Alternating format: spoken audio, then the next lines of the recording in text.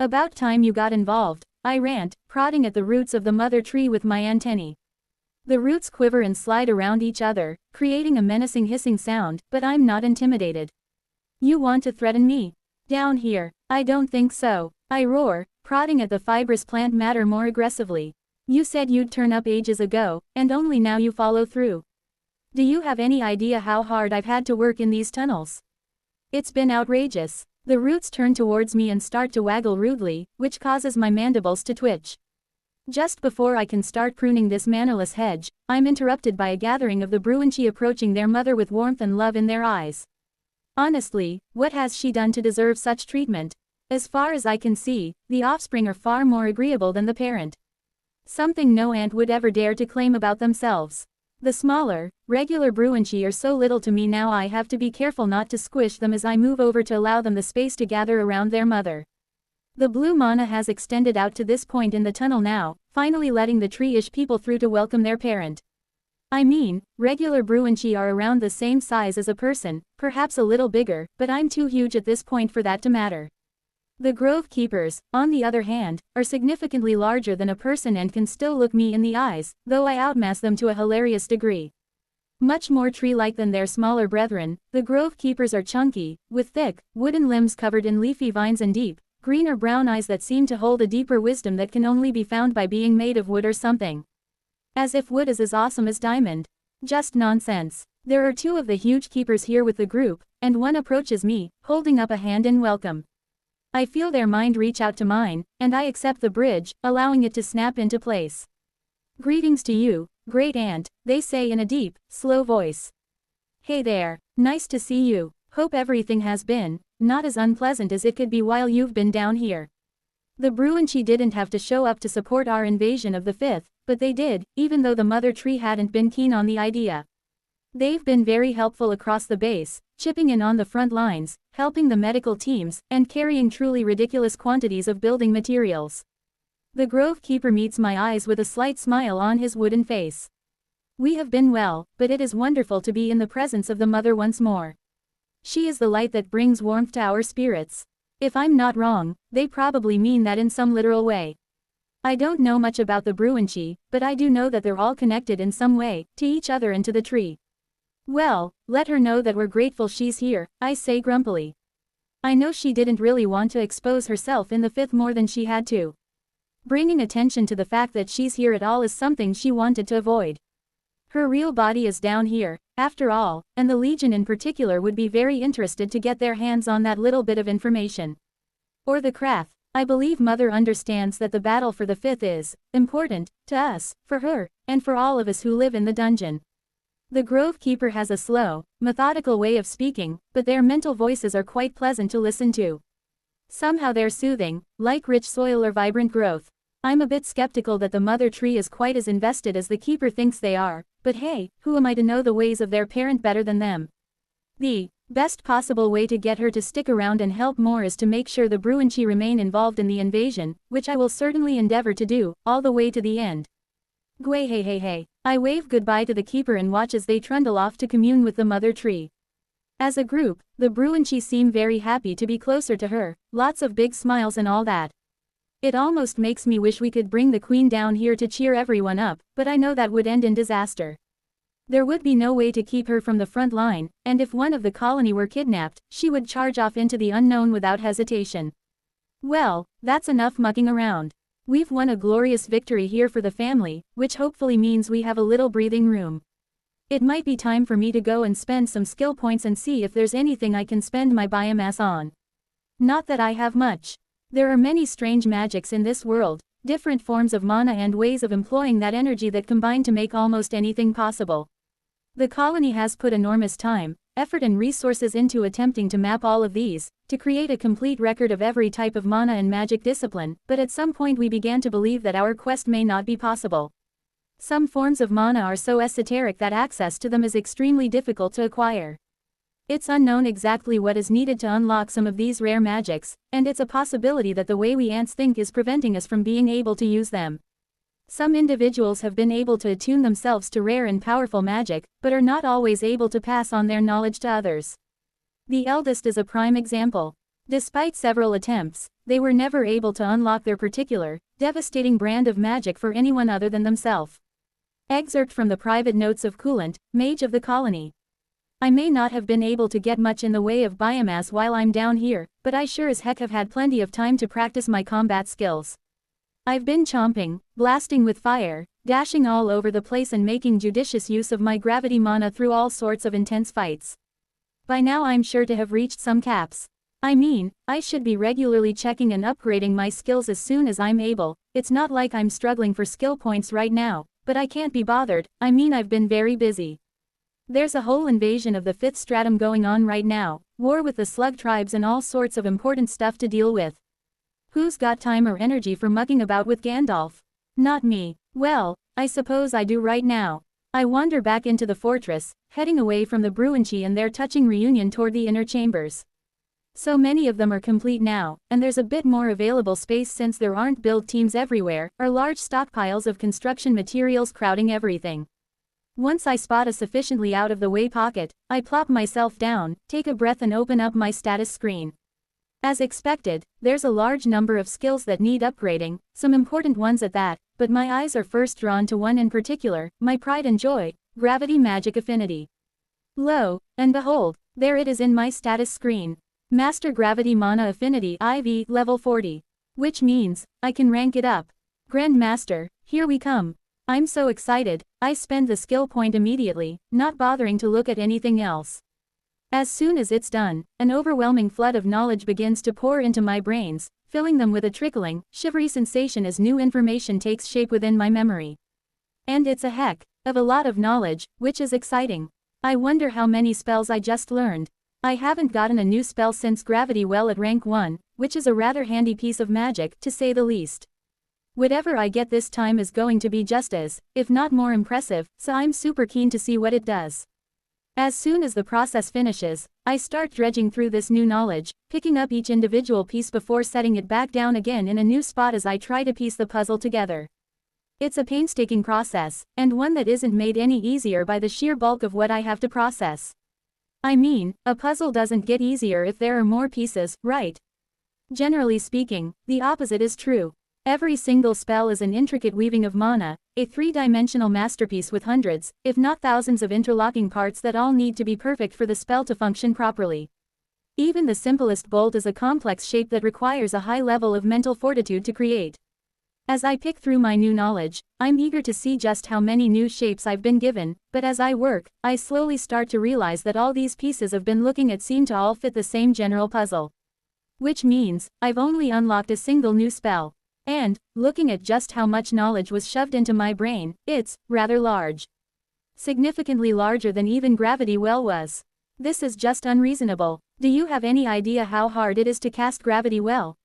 It's ridiculous. Creating an adaptable mass of power that can selectively exert the power of gravity might sound really simple, but I assure you it isn't.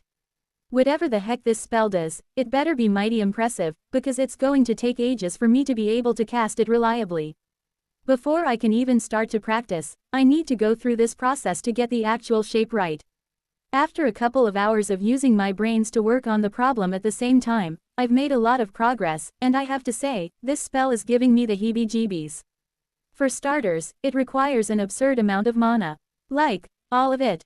All of the mana. Second, if I'm not mistaken, it seems to be rather dangerous.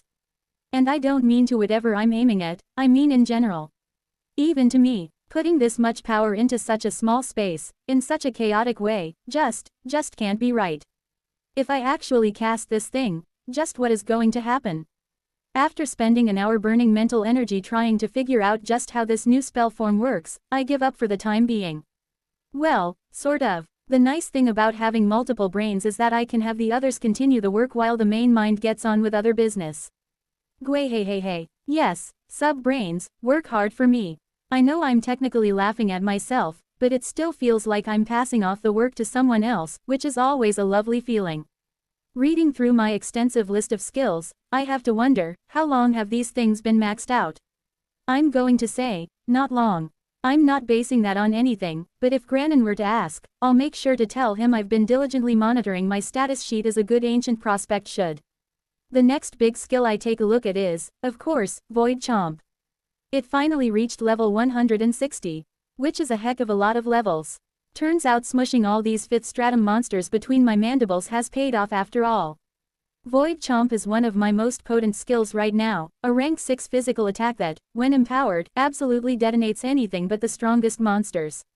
I'm super excited to see what it turns into at rank 7. In fact, I'm so excited that I upgraded immediately, spending the skill point and confirming the purchase with Gandalf. Void Chomp V to Starcrusher 7. What? Starcrusher? Excuse me, that sounds super deadly. I mean, Starcrusher. It crushes stars. What will happen if I empower it? As the knowledge of the new skill trickles into my brain, I wait eagerly, my mandibles quivering in anticipation. I need this skill to be amazing since I'll be using it for a long time, a full 320 levels until it reaches rank 8, but I certainly don't want to be improving this any further until I evolve. Granon warned me that my skills shouldn't outpace my evolutions, lest they become stronger than my body can handle. The moment I'm finished learning the rank 7 ability, my mandibles fly open, but right on the verge of activating it, I look around at the newly completed cavern that I'm occupying.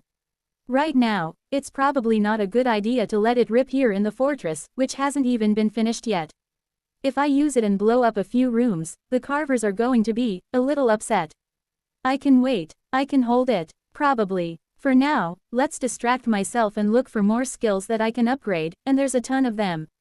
Tunnel Compass IV to Tunnel Compendium V.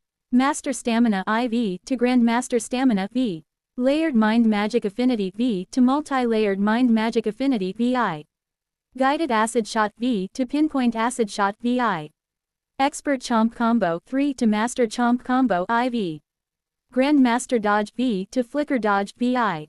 Flash Dash V to Unseen Dash VI. There's a lot going on there, and much of it is to my fundamental capabilities. More stamina is always nice, better mind magic is certainly welcome, hopefully it improves the quality of my mind constructs, more accurate acid, faster dashing. All good stuff. Sadly, neither of the two new fusions are ready to rank up yet.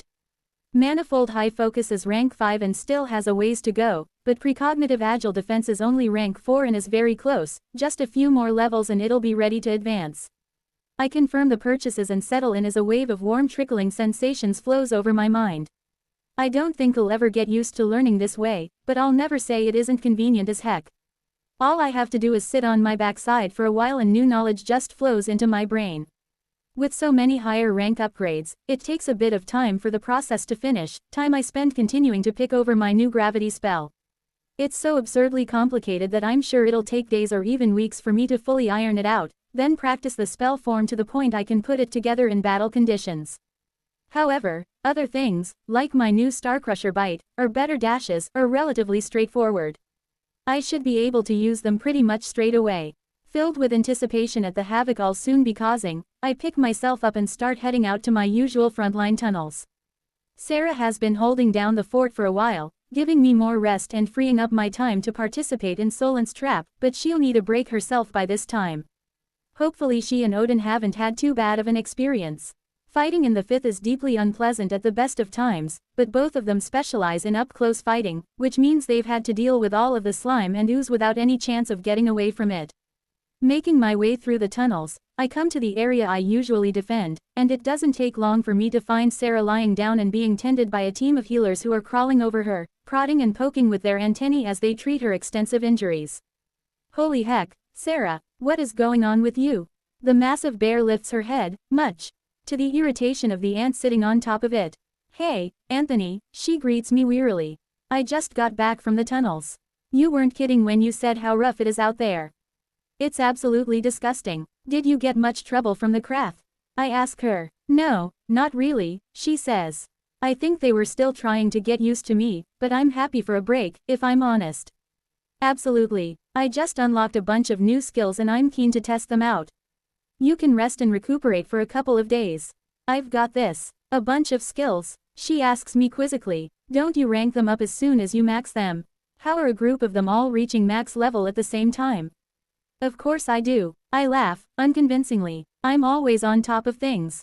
Then I run. Despite the crushing defeat inflicted on the Krath, the pressure in the tunnels is still relentless. Either more of the slugs have arrived, or they have put in place something that is helping them ramp up the number of monsters heading our way. Then again, it could just be the rising mana levels in the fifth. Every day that passes brings the next wave closer, and it goes without saying that things are going to go absolutely crazy down here once it starts. Regardless of the reason, the fighting continues to be intense on every side of the fortress, with the notable exception of the Legion-guarded tunnels. Ants and Krath-supported waves of monsters clashing over and over again.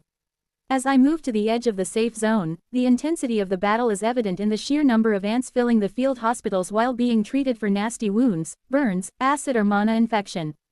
There are even humans in there, as the colony has been forced to push them closer to the front in order to ensure the shared force buff from the priests is spread across the foremost lines of ants. Solent was right. The Krath were doing much better than I thought at pressing us, and without her ingenious trap, they may have done some real harm. As it is, we continue to hold the line, but the amount of effort, injury and desperation needed to do so shouldn't be underestimated.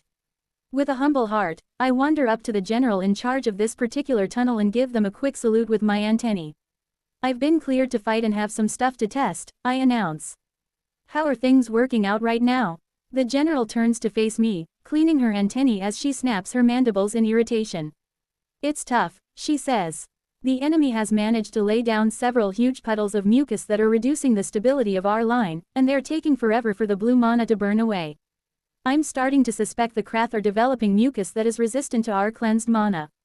Well, if that's true, then the completion of the fortress can't come soon enough. The sooner we can wall out the fifth, the better. I'll take care of things here for a while. That should give you enough time to repair the lines and for the mucus to burn away." "I appreciate it, eldest." "No problem. I'm happy to help." I turn to head out into the tunnel, but turn back at the last second. "And I'll be testing some things, but I'll make sure I leave enough space to avoid causing you any issue." "We would appreciate it." I wander on through the massed ranks of the ant battalion, and I try not to notice the rogue priests and how weird they get whenever I'm around. Are they as bad as Bane? No, absolutely not, but all the bowing, shouting and kneeling is awkward enough as it is. The hysterical weeping, however, is way too much. I want to go over and tell them off, but I'm worried that would just make things worse. A human with a flood of tears and rivers of snot running down their face is bad enough. What would actually happen if I walked over to them? I don't want to find out. Ignoring the priests, I head straight out into the fifth, letting the toxic mana wash over me and immediately start burning into my body. As usual, the eyes are the worst part, and I immediately trigger my regeneration gland, knowing that it will soon refill thanks to the vestibule. There's plenty of monsters around, funneling towards the ant lines in a constant stream, and I'm tempted to immediately rush forward and start crushing, but I restrain myself. Even unempowered, Void Chomp was able to cause quite a mess, and presumably this higher rank skill will be worse, so I'm going to be cautious. Whipping together some dragon's breath, I blast the slime and monsters with superheated flame as I walk forward, putting more distance between me and the ant lines. Only when I'm over 100 meters distant do I judge it safe to attempt to use my new bite attack, and I quickly find a target. "I'm sorry, Snail. I'm not mad at you or anything, not especially anyway, but you have been selected to experience my new chomp." Quivering with anticipation, I pull my mandibles back and activate the new skill as I lunge forward. The first thing I notice is the precipitous drop in my stamina. Energy floods out of my body to an absurd degree, more than double what a Void Chomp would have cost, perhaps 4 times as much. Next I notice the mandibles of black light that form beside my own, and my eyes boggle at their sheer size. When using Void Chomp, giant mandibles of black light would form, extending 10 meters beyond the limits of my own jaws, and crash shut with tremendous force. These new mandibles are so dark as to be light absorbing, and they are huge. Extending 20 meters beyond my head and perhaps 5 meters thick, they are colossal in scale, reaching far beyond the intended target of my bite and hitting the monster behind it.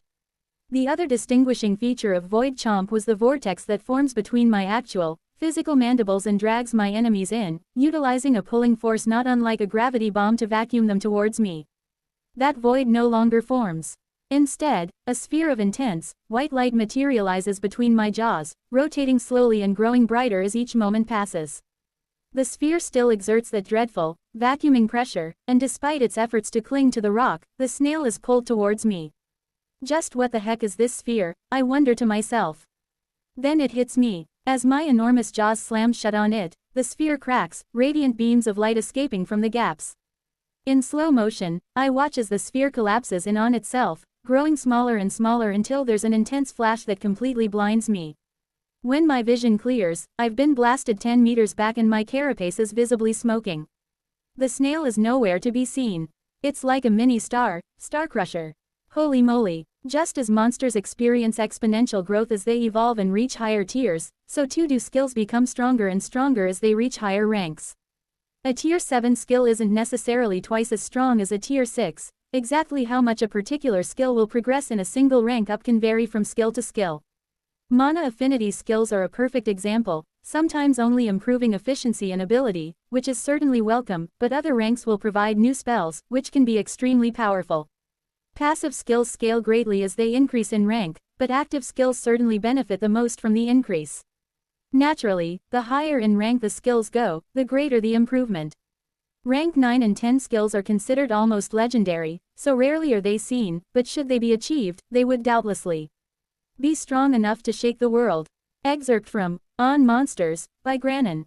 Well, that certainly was a thing. The scene of the bite is absolutely devastated, a smoking blast zone with no sign of the hapless snail monster left. I knew the bite would be powerful, but I certainly didn't expect this. Once I realized just how much stamina was drained out of me for the attack, I had a feeling it was going to be devastating, but the final result is surprising even for me. Unempowered, the bite was still enough to quite literally blow me away. Knowing what I know now, I could better brace myself and hold my ground, but if I actually infuse the ability with the altar. Looking at the wisps of smoke rising from the crater, I'm not sure I'd even survive my own skill. Still, it's nice to have it in the back of the carapace in case of an emergency. If I really need to, I can use it to ensure mutual destruction. Although, with my altar mutation that increases my defenses, I might be able to live. If I use barrier magic as well, maybe. It's probably not worth testing.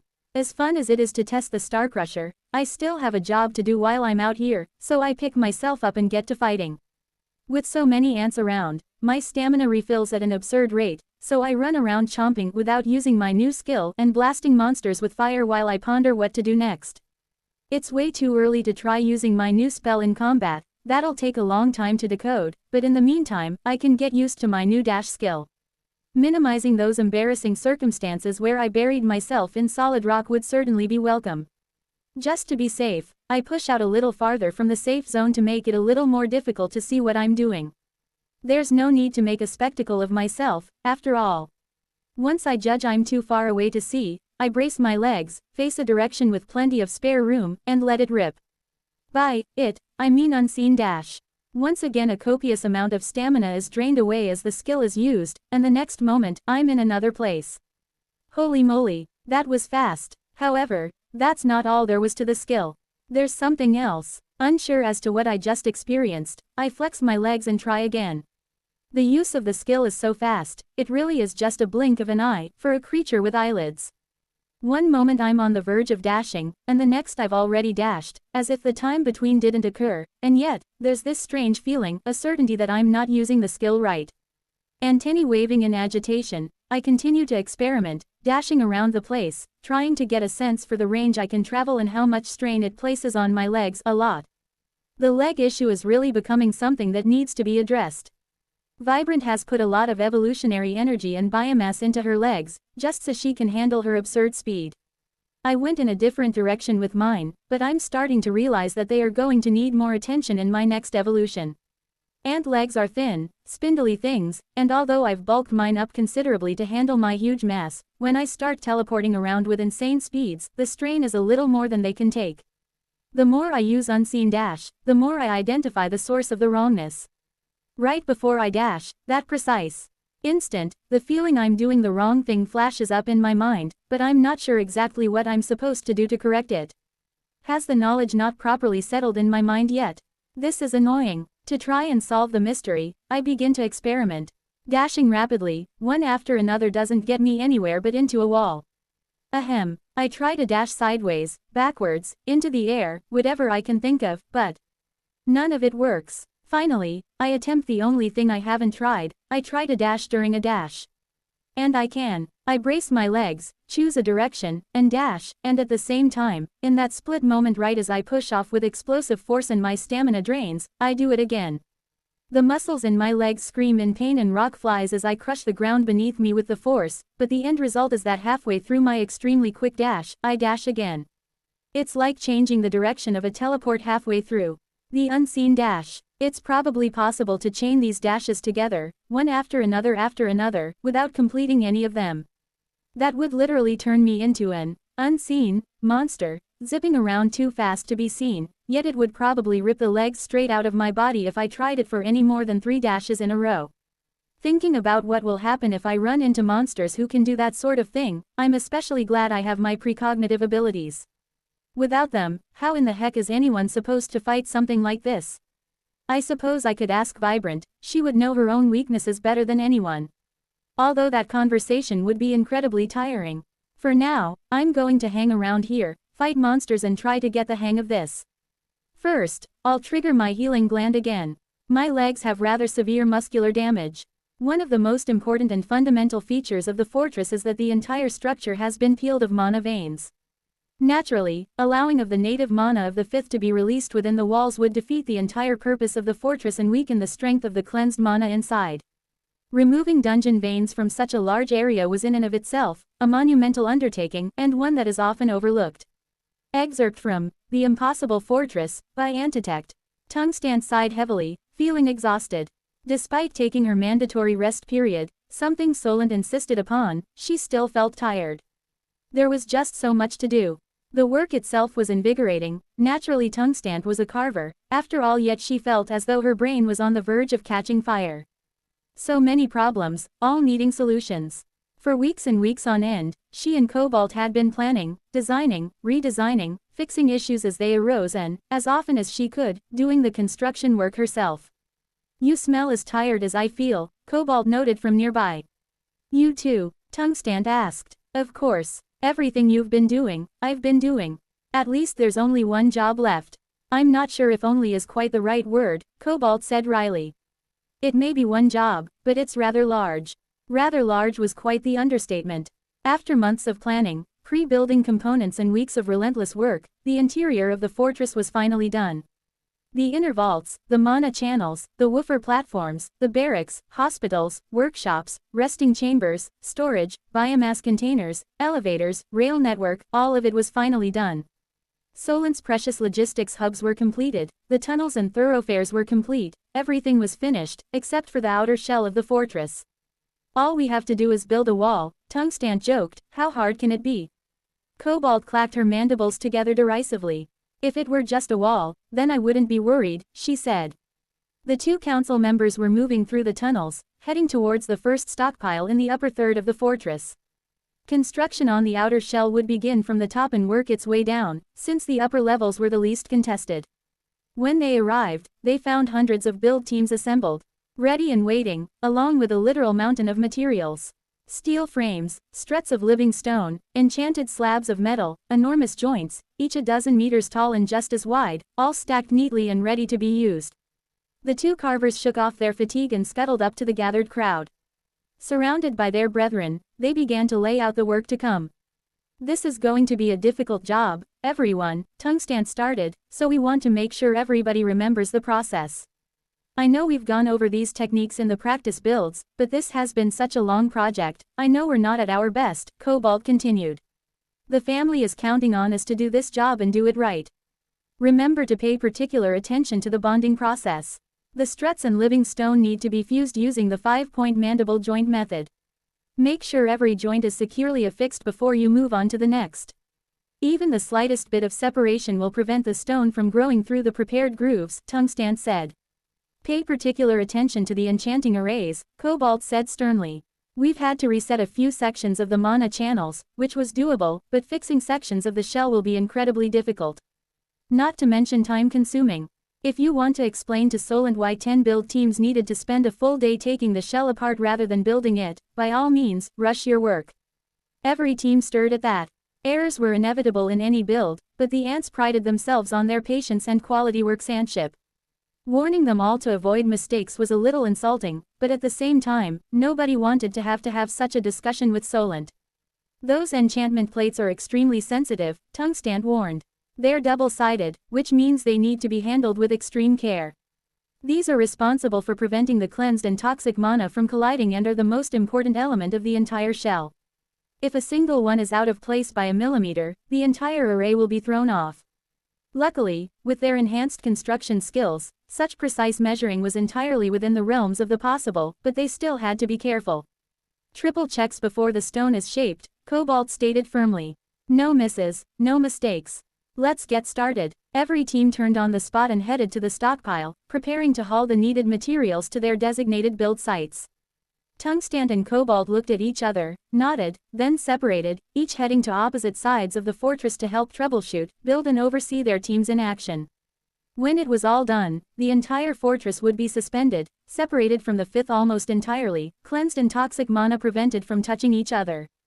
A mana dead zone would be formed all around the outer shell at all points except for 8 enormous bridges. These would serve as the intake channels, feeding the woofers and providing the cleansed energy for the entire fortress. Both carvers knew they were on the clock. There was only so much time until the wave struck, but Solent still, even now, refused to rush them. This deep into the project, they understood why. A fatigue they had never truly experienced before was setting in, but they would push through. They were ants, work was what they loved. Holy moly, the fifth is no longer mucking around. Mana levels continue to rise, and I have to say, if I thought the fifth was unpleasant before, it's completely awful now. As the toxic mana grows more dense, everything that makes it world-renowned garbage gets upgraded in the worst possible way.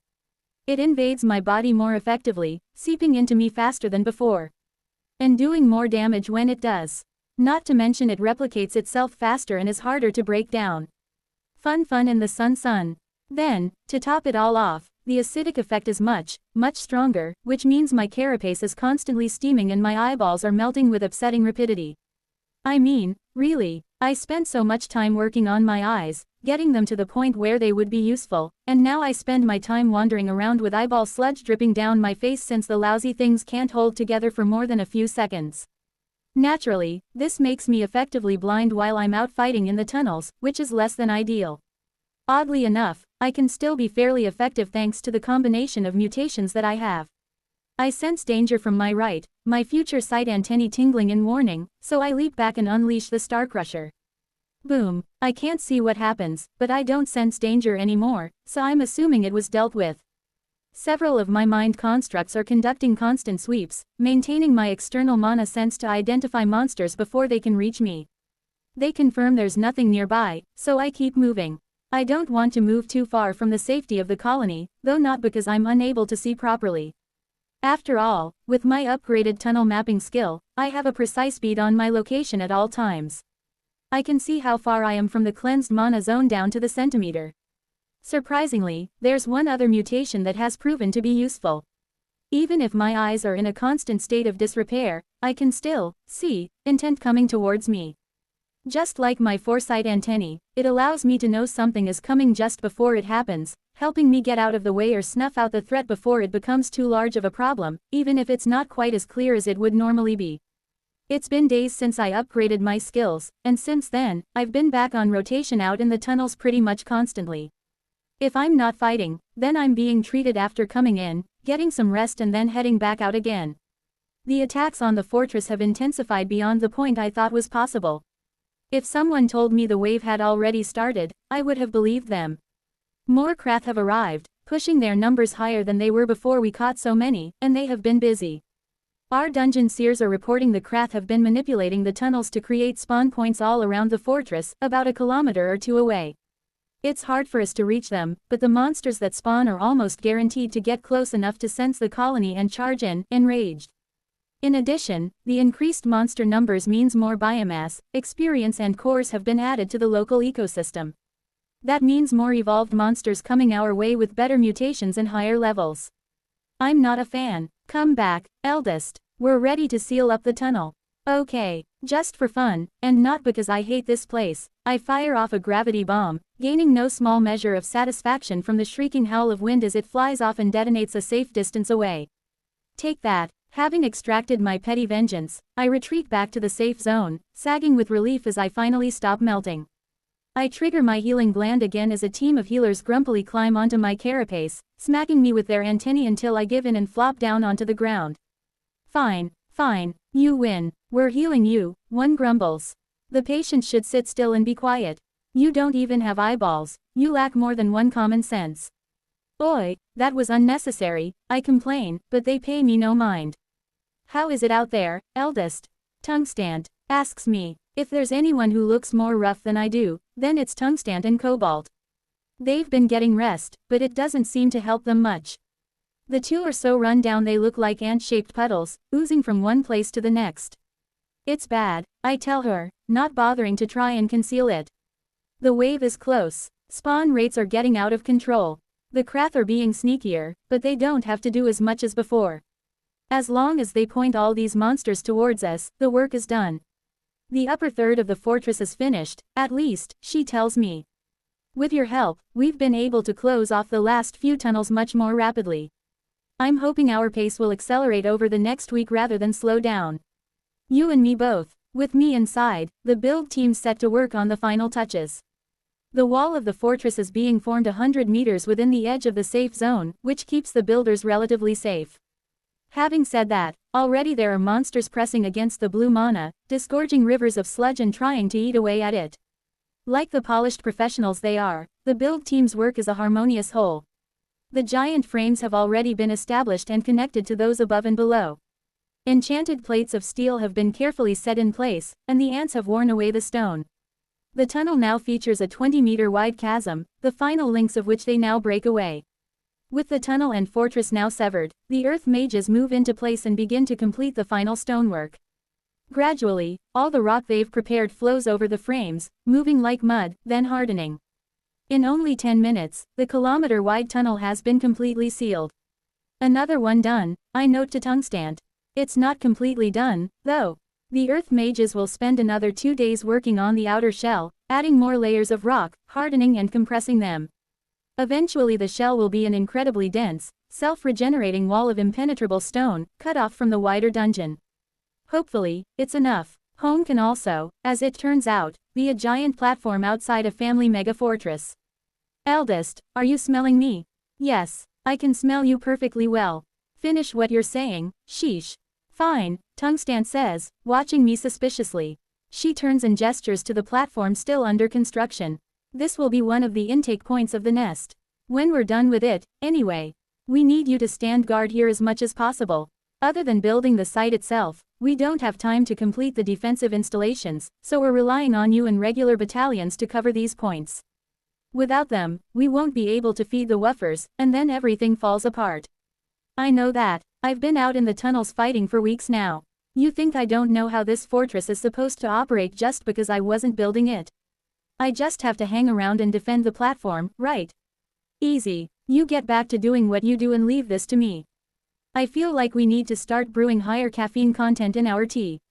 Tungstant and the other builders look like they're in desperate need of it. A little extra oomph before they start a shift could be just the thing they need. I wave her off and turn to look at my new deployment zone. It feels a little disingenuous to just call it a platform. This thing is enormous. It's roughly a square kilometer in size and is built in several layers. The bottom layer is the same as the outer shell, with all the enchanted steel, living stone, and layer after layer of compressed stone. Above that lies the mana channels. This is an entire layer of highly engineered connectors that effectively act like giant mana pipes. And I do mean giant. There are only 8 of these platforms in the final design of the fortress, and they are intended to funnel a truly absurd amount of mana inside. These pipes be chunky. The intake sections are enormous vacuums, sucking in mana on an industrial scale. All of that energy gets pumped inside the fortress and fed to the delightfully wobbly woofers who are much more safely housed in their own dedicated chambers closer to the center of the fortress. The final layer is something new, for the colony anyway. It seems my fellow ants have finally embraced what is truly beautiful in life, diamonds. Sweet, shiny diamonds. That's right. The surface of the platform is an entire layer of hardened diamond. How did they get so much of it? I feel like I don't want to know, but they did, and it's all here. The diamond is laid down in 1 meter by 1 meter by 1 foot squares, which the carvers can conveniently lift up to work on the channels beneath if something goes wrong. And yes, that is an entire foot of depth. They wanted these things to be sturdy. As a result, I think these platforms are the single most complex and expensive thing the colony has ever built anywhere. There are 8 of them. Tiny, Chrysalis, Nvidia, myself and Sarah with Odin have been assigned our own platforms to guard, while Vibrant and her followers are going to take care of the other 3. Naturally, it isn't just us. Each one will also hold no fewer than 4 battalions of ants, which is 40,000, with the immortals held in reserve and at the ready if there's a need. Once the entire fortress is sealed up like an egg, these are going to be the only places where the colony will be interacting with the 5th stratum in any way during the wave, but the fighting here is going to be, well, I think it's going to be pretty messy. Which is an understatement. Right now, this area is still well within the coverage of the cleaned mana, but that won't be the case for long.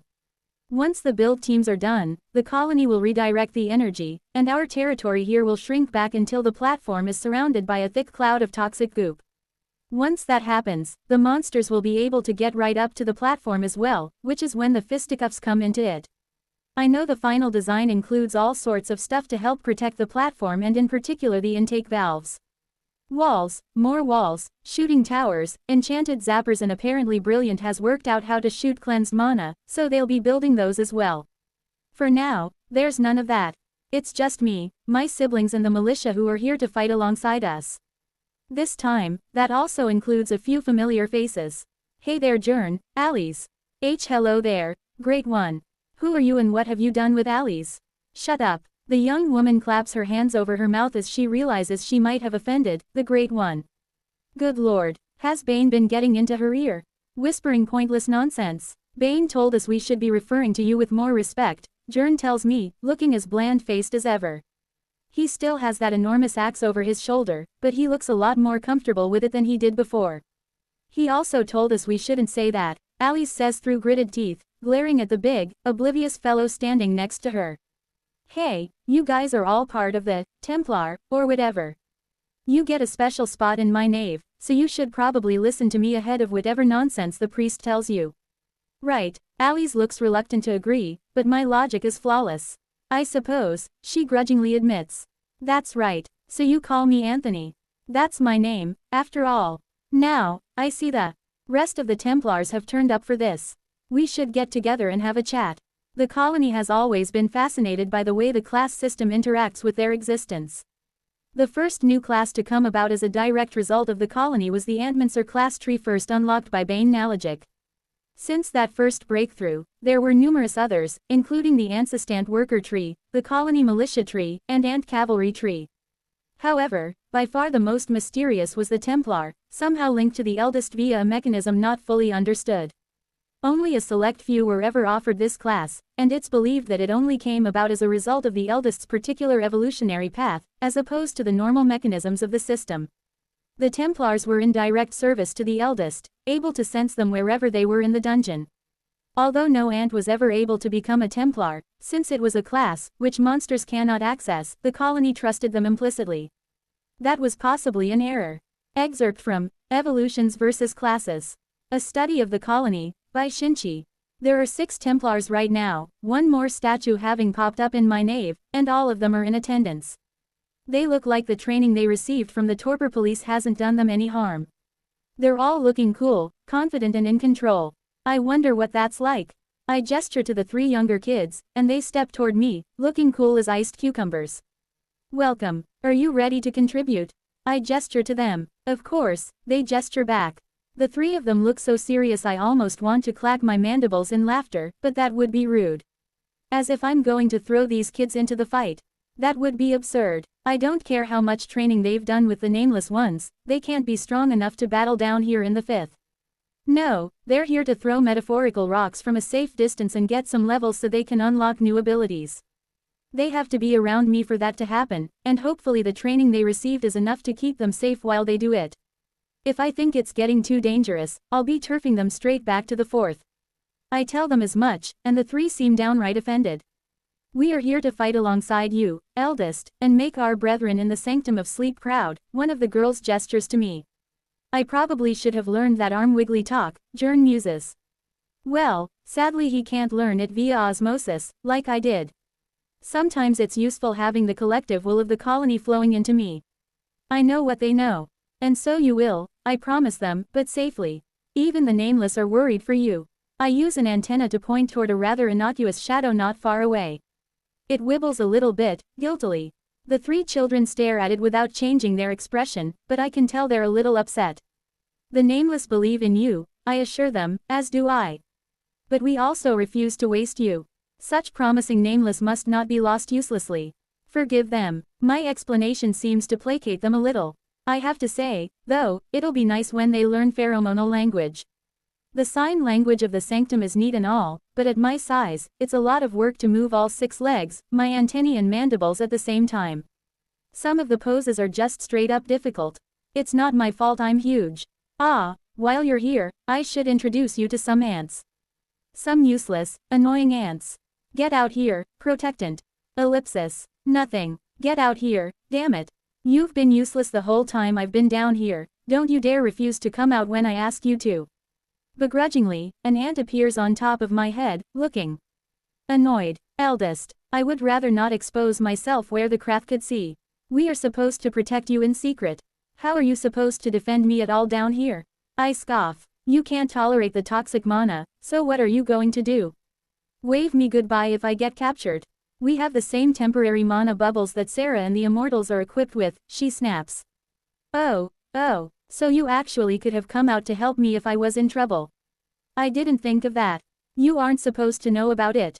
You aren't supposed to think about us at all, she points out snippily. And who's to say we haven't been out there? Well, I suppose it's possible they were and I just wasn't paying attention. Anyway, I announced to the gathered Templar using the knave to speak to all of them at once. I have 20 bodyguards that the colony forced on me. They're hidden pretty much all the time, but it's important you know they're around, since I'm going to ask them to help look after you too. Eldest, protectant protests, we are supposed to be protecting you. We can't do that and look after 6 humans at the same time. These are my Templars, and they're supposed to help defend me from something. So I need them. You don't have to protect them all the time. Just help them out if they're in trouble. What's wrong with that? She thinks it over for a little while. Fine, she says, then vanishes on the spot. I wish she'd get off my head, though. I could check to see if she's still there, but I can't be bothered. Alright, now I just need to be introduced to the newcomer. Standing nearby is an odd-looking fellow. He's a lot older than the others. Allison, Trine and Amelia are the youngest, and from what I gather, they're about as young as a person can be and get a class. I haven't asked anyone exactly what age that is, and nobody has told me, so if I were to guess, they're 14. 12, I don't know. It's been ages since I was a human, I barely remember what I looked like back then. They're young. Done. Alice and Jern are definitely older, fully grown, probably 20-ish. But this guy is like, old. Proper old. Knee pain old, if I were to guess. I don't have to guess, damn it. Hey, how old are you? I ask him through the knave. The old guy jumps and looks around, perplexed, then looks up at me and points a finger hesitantly. Yes, it's me talking, I confirm. Hi, I'm Anthony. Oh, you can hear this. My thoughts. Sort of. If you think and answer at me, I'll get it. Oh, well, it's nice to meet you. He executes a rustic sort of bow. Clearly unused to performing such an act. My name is Bertrand Garand. My friends call me Bert. Nice to meet you, Bert. How old are you? Ah, right, I'm 52. Is that a problem? He looks nervous and starts fiddling with his coat as he stares up at me. That coat looks like it's just about as old as he is. I feel like it's more patch than coat at this point. Why would it be a problem? It's totally fine, I was just curious. It's getting hard for me to work out how old people are, and I was genuinely unsure with you. Thanks for filling me in. Ah, well, it's not a problem. I mean, you're welcome. He gives me that weird bow again, and I poke him with an antenna, straightening him back up. No need for that. Who even told you that was necessary? Was it Bane? Who? Is that the priest? No, he didn't tell me to do it. I just thought some sort of respectful gesture would be the done thing when meeting, you know. An ant? We don't need anyone to bow at us. Well, no, I suppose you wouldn't, but you in particular aren't just an ant, I suppose. He seems to be hinting at something but is clearly unwilling to spell it out directly. I have to think for a minute before I realize what he's getting at, then I slump over. I'm not a god, I declare flatly. Did Jern get you onto that? Or Alice? Oh, well, they might have mentioned a few things. I suppose. He looks decidedly uncomfortable, so I don't bother correcting him any further. I can't control what people think, although, no, I don't think any more thought down that particular line will be a positive experience for anyone. I cannot control what people think, so I'll just have to leave these silly beliefs well enough alone. I mean, how do I even prove I'm not a god? Clearly, just saying that I'm not isn't enough, and now I'm out of ideas. I push the topic to the side and focus on Bert. Did you go through the training with the Nameless? I ask him. How did you find that? He nods and starts signing at me. Quite difficult. Sorry, haven't been learning this for long. Not to mention it looks like your joints are causing you a bit of pain. Although, I'm super impressed he picked it up so quickly. No need to use that. Just think at me, but feel free to keep learning it if you want. You can practice with the 3 young ones, they're super fluent. I will, then, I suppose. It's interesting learning new things. Looking at him closely, which isn't something I do with people much anymore, the details are all kind of fuzzy. To me, all humans pretty much look the same, with a few notable exceptions. Bert has a weathered face and scratchy-looking gray stubble over his cheeks and chin. He doesn't really look like someone who's had an easy go of life. What did you do before you found yourself a Templar, Bert? He scratches at his cheek, looking a little bashful. Well, not much. I was a sort of tinker, I suppose. Fixing pots and pans, cleaning drains, repairing this and that, whatever needed doing, really. I wandered from town to town picking up whatever work I could. Found renewal after the thing, and started helping out around the temple. I was cleaning up one of the statues when I got the class notification. Didn't know what it was, so I asked one of the priests, and the poor fellow passed out on the ground in front of me. I went to find another priest to help them, and when I explained what happened, they passed out as well. Was quite upsetting at the time. I knocked out half a dozen members of the clergy before I found a lad shining shoes who ran off to find some healer ants. It took a while, but eventually they brought me down and the Nameless took me to the sanctum. With difficulty, he performed the eightfold genuflection. When they were done with me, they sent me here. Not exactly the path I would have expected, but then again, I have no idea what causes a person to become a Templar. Nor do I understand why they're all human. Perhaps there isn't a reason and it was just random chance. At least the others made a little more sense. The 3 kids were basically raised by the Nameless to be fanatically devoted and trained to an extraordinary level. They can do things most people simply can't. Jern and Alice had a more normal upbringing, right up until they joined a crusade and fought their way through 2 strata and a dozen cities before being made Templars. Bert seems like a nice guy who was just minding his own business when the system picked him up and threw him into the dungeon. I almost feel bad, but then it's not like I did anything. This is all Gandalf's fault. Well, it's nice to meet you, Bert, I say, extending an antenna for him to shake. How good are you at killing giant sludge monsters?